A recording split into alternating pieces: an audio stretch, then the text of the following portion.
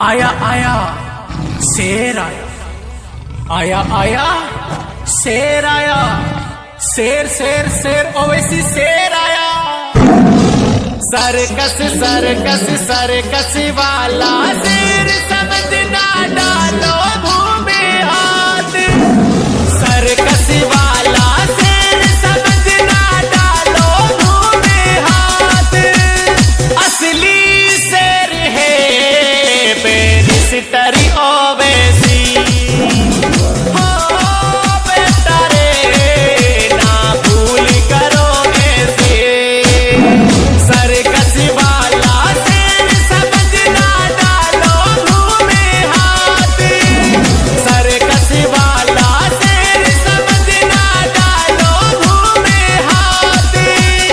असली शेर है बेरिस्टर ओवैसी। हो बेटा रे ना भूल करो ऐसे। मैं कल भी अकेला था और आज भी अकेला हूँ। क्या कहते हैं असदुद्दीन बैरिस्टर ओवैसी हैदराबाद वाले कि मैं कल भी अकेला था और आज भी अकेला हूँ। मुझे मंजूर नहीं है चलना किसी और के पीछे।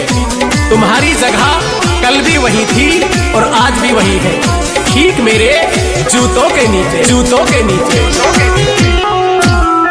छीजार सी टोल पे ओवैसी की गाड़ी आई। दो गीदड़ आए सीधी ओवैसी पे गोली चलाई।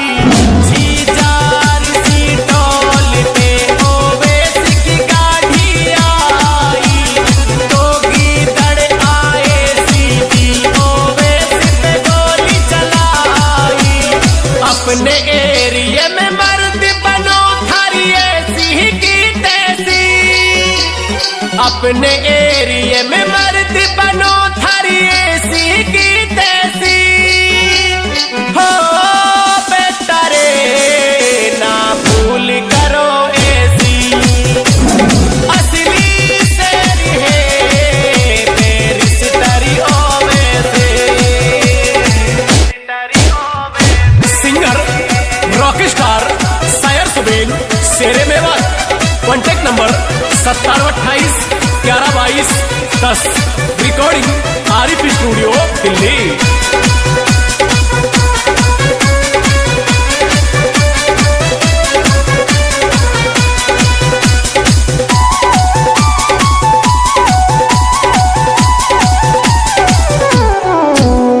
समझ गई ये जनता सारी किसका खेल है सारा। किस भड़वे ने गोली चलाई, किसने किया इशारा। समझ गई ये जनता सारी किसका खेल है सारा। किस भड़वे ने गोली चलाई, किसने किया इशारा।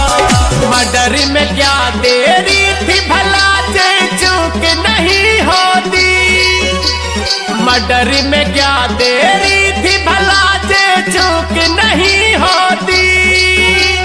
हो बेटा रे ना भूल करो ऐसी। असली शेर है बेरिस्टर ओवैसी।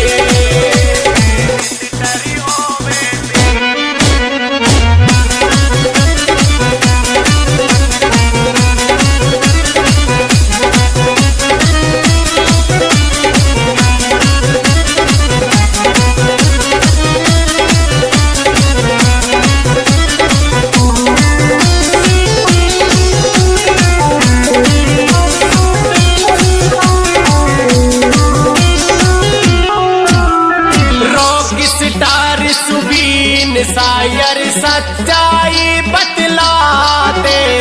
हैदराबाद के ओवैसी से सबने दा घबराते। रॉकस्टार सुबीन शायर सच्चाई बतलाते। हैदराबाद के बब्बर शेर से सबकी दर घबराते। पढ़ा लिखा ये काबिल नेता रहन सहन देसी। ये काबिल नेता रहन सहन